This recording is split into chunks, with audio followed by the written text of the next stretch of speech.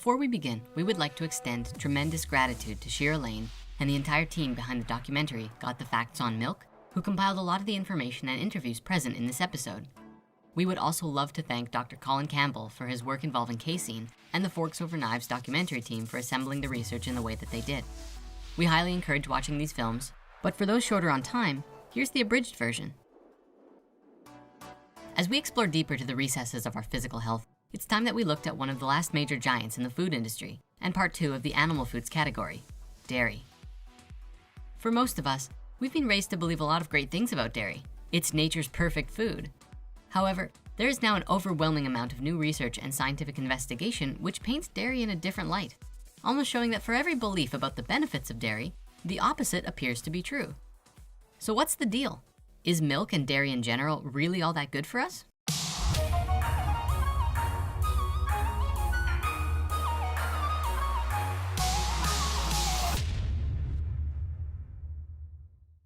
As with the last video, before we begin, we'd like to establish the following critical points. Firstly, we're talking about dairy today to share the scientific results that have been gathered regarding the effects of dairy on our health. As usual, we won't tell you what to eat or not to eat, just outline the research and let you decide for yourself. Second, we want to encourage you to listen to your body and do what feels right for you, always. And finally, we're presenting this information to bring awareness and love to the topic of food and health. Our focus today is specifically on dairy and health, rather than vilifying the dairy industry or making bad guys out of farmers, though we will be touching on the common practices in the industry in order to get the complete picture of what is going on. Shall we begin? The production of milk. In order for a cow to give milk, she has to give birth to a baby calf. This starts the lactation process. Immediately after birth, the calves are separated from their mothers. Most female calves become replacement milking cows, and male calves often become veal. The calf goes and lives in its own little house, which is a measure to prevent disease, and the mother can't stay with the calf anyways because she's gotta milk. She has all of this milk for her calf that she has to give, which the farmers then hook up to machines to do the milking for them. This process goes until the mamas cannot meet their quota anymore, and they are sent to the slaughter to become beef. The calf then is fed not by her mother's milk, but with the industry's produced unsellable milk, which is milk with high levels of infection, which the companies deem not fit for sale to humans. What happens to the milk from the sick cow? Those we actually, what we do, we pasteurize that and feed that to the babies. The mothers will often also be injected with a hormonal additive called BST, or bovine somatropin, also called recombinant bovine growth hormone, which shortens to RGBH, which reports to increase milk production by 10%, but also has received criticism from scientists, farmers, and consumers due to making the cows sick and the dairy products becoming unhealthier for consumption by increasing risk of cancer from high levels of IGF-1, which is insulin-like growth factors. Canada and Europe have banned the use of RGBH. However, in the United States, its use is common practice, and the FDA has banned labeling milk as RGBH-free, so it's very difficult to tell what milk is safe to drink at all. The cows are also then often injected with antibiotics, which then makes its way into the milk that we drink. Finally, before being packaged and brought to the supermarkets, milk is pasteurized, which means heated to about 65 degrees Celsius for 30 minutes. This is done to destroy potentially dangerous germs and prevents the souring of the milk to make it last longer. However, in the process, it also destroys all of the beneficial bacteria and destroys the nutritious constituents within the milk, thus leaving you with a substance that is mostly devoid of nutrition. Breaking down the beliefs. For nearly 100 years, milk has been advertised as nature's perfect food. So perfect, in fact, that this US government film from the early 20th century recommended that infants that have just been weaned from their mother's milk should be immediately switched to cow's milk. Today, it's not uncommon to see ads on the TV or internet which portray milk as something which will help you lose weight, make your bones strong, prevent heart disease, good for your skin, stops cramps, builds your muscles, makes you taller, and makes your teeth strong. When you take a break, make it milk for vitality.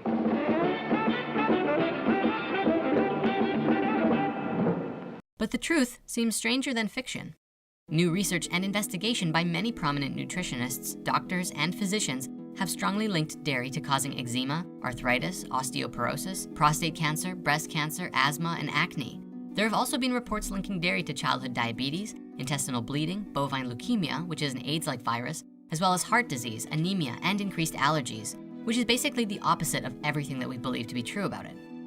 So how can that be? In order to understand the answer to this question, we have to take a step back and objectively ask, what is dairy? and what is really going on in our bodies when we consume it. Breaking down dairy. Milk in general is a very interesting topic from the perspective that we, humans, are the only creature that drinks milk beyond the age of weaning. Perhaps what's even stranger is that we get it from another species entirely. And strangest of all is probably that biologically, our bodies are not even designed to process dairy. Following our evolution, it doesn't seem to make sense why we do it. When we look back to where and when dairy started, it appears to have begun in Central Europe, probably about 7,500 years ago or earlier. And one theory for why it started suggests that it began for the vitamin D, which normally comes from the sunlight, but where in certain northern latitudes there isn't much sunlight all year round. The word dairy is actually a name coined hundreds of years ago for a building or environment used for the production of butter and cheese, and which since has been adapted to describe all animal milk related products, particularly cows, but also goat, sheep, and even camel. Contained in the milk are a number of different ingredients. There's water, carbohydrates mostly in the form of lactose. There are two main protein categories, caseins and whey proteins. Then there are fats, vitamins and minerals, hormones and growth factors, and finally, there are white blood cells. Let's take a closer look here. Lactose. Lactose is actually a sugar, milk sugar, and comprised of two molecules, glucose attached to galactose. When mammal babies are born, we have an enzyme in our system called lactase, which breaks these two molecules apart, and we absorb them individually. After the age of weaning, however, that enzyme is lost because we no longer need or use it. This is a justifiable explanation for why 75% of the world's population are lactose intolerant. Biologically, we're not supposed to be digesting it. When a sugar is consumed that the bowels cannot digest, it goes first through the small intestines where it's supposed to be digested but isn't. Then it goes into the large intestines and ultimately just sits there, giving you gas and cramps. This also often causes diarrhea because the high sugar content draws water into the bowels. A small percentage of the human population, however, in the genetic chain have experienced a mutation in the LTC gene, which allows for the digestion of lactose as adults. And as exciting as genetic mutation might be, the only superpower associated with this mutation is the ability to drink milk long after weaning. Proteins. The next category we're going to focus on with the ingredients in milk are the proteins, called caseins and whey, in a ratio of 80% casein and 20% whey, close to the opposite of what the human breast milk protein ratio is. What's very interesting, however, is that it's these proteins which scientists are linking heavily to the creation of cancer in the human body when consumed. One scientist who has done extensive work on casein and animal protein is Dr. Colin Campbell, whose work we touched on before with the China study. For Dr. Campbell, his research had started much earlier before he learned of the Cancer Atlas and took his work abroad. In 1975, Dr. Campbell was at Cornell University investigating the effects of casein, the primary protein found in dairy, on the body. Campbell had two sets of lab rats. One set he fed a diet of 20% casein, and the other half he fed 5%. Over the 12-week study, the rats eating the higher protein diet had a greatly enhanced level of early liver cancer tumor growths. Of the rats in the 5% group, none of them showed any signs of tumors at all. Dr. Campbell decided to take these findings a step further and gave a single group of rats alternating dairy protein amounts every 3 weeks, switching from 20% to 5% and back and forth. The results were astonishing. When they were given 20% protein, early liver tumor growths exploded. When the same rats were given 5% protein, tumor growth actually went down. It was after this experiment that Dr. Campbell would finally get to research the same effect on humans with his China study, and ultimately validated his research 100-fold. It's worth mentioning too, that Dr. Campbell also discovered that plant-based protein, such as that which comes from soybeans and wheat, even at high levels, did not cause any tumor growth whatsoever in any of his experiments. This notion is also observable when we look at all of the countries of the world together. Out of the top 20 countries with the highest milk consumption, many of them also appear on the highest cancer rate list. Calcium. What do you think the most important nutrient we get from dairy products is, like milk? Calcium. Calcium. Calcium? Calcium. Calcium. Calcium. Or calcium. Calcium. Calcium. That used to be the TV commercial in England. Milk is calcium. And while it's true that dairy does have calcium, it's also true that the best sources of calcium actually come from fresh vegetables. Vegetable calcium is absorbed about twice as well as the calcium in milk and has the bonus of containing fiber, folate, iron, antioxidants, and the bone health superstar, vitamin K. But wait, isn't dairy still good for the bones? Well, there's actually two factors involving the dairy and bone health notion. The first is actually that the pasteurization process of killing bacteria also makes much of the calcium contained in raw milk insoluble, which can lead to rickets, bad teeth, and nervous troubles, as well as causing defects in the formation of bone and brain cells. Further, and probably even more serious, if we jump back to the animal protein that we just looked at, it has been linked with bone degeneration. And so even if there is bone-supporting calcium in milk, there is an even higher rate of risk of bone degeneration. Here's the science of how that works.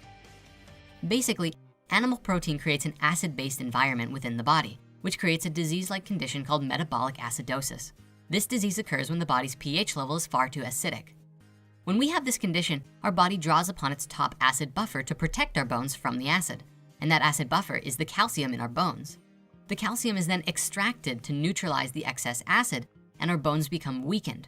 You know, the higher the dairy consumption in different countries, the higher is the risk for osteoporosis. It's not the other way around. Like the dairy industry, I mean, they've been getting away with that yarn for quite a number of years now.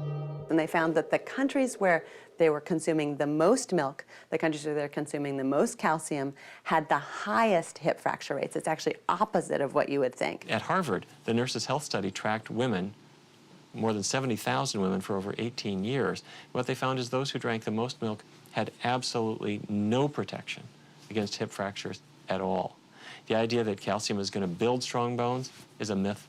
As the science of this was discovered, many national health organizations turned to defend the health benefits of milk by recommending that we consume low-fat dairy products. So as the fat is taken out, the protein becomes a larger proportion of the total.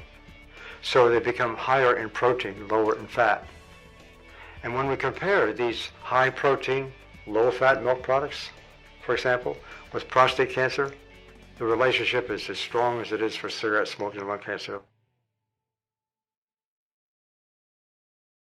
Today, and similarly with the meat, cows that have undergone hormonal and antibiotic injections have a much higher rate of spreading disease or other illnesses through the milk. Further, the animal protein itself, casein, seems to have a degenerate effect on the body. But as Dr. Campbell's research showed, 5% dairy intake had no problem at all, but 20% was immediately linked with cancerous tumor growths.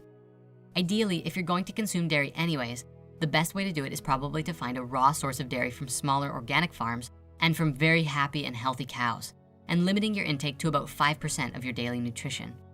With that said, many scientists, like those that you have seen today, often simply recommend just taking it out altogether. And I'm the luckiest doctor in the world because my patients get well. Looking at the meat and the dairy group, of those two groups, what should I give up? The question is, you should give up the dairy group. You'll get much better results than giving up the meat group. And the reason is dairy is basically liquid meat. They're very similar in their nutritional makeup, but dairy has some extra problems, allergy problems, autoimmune diseases that it cause. Now, there's actually a lot more to share on this topic of dairy, but we're hitting our time limit for today. So if you really want to go deep, we highly recommend watching these documentaries that we mentioned at the beginning. And of course, don't forget to check out our sources in the comments. Thanks for watching, and see you next time.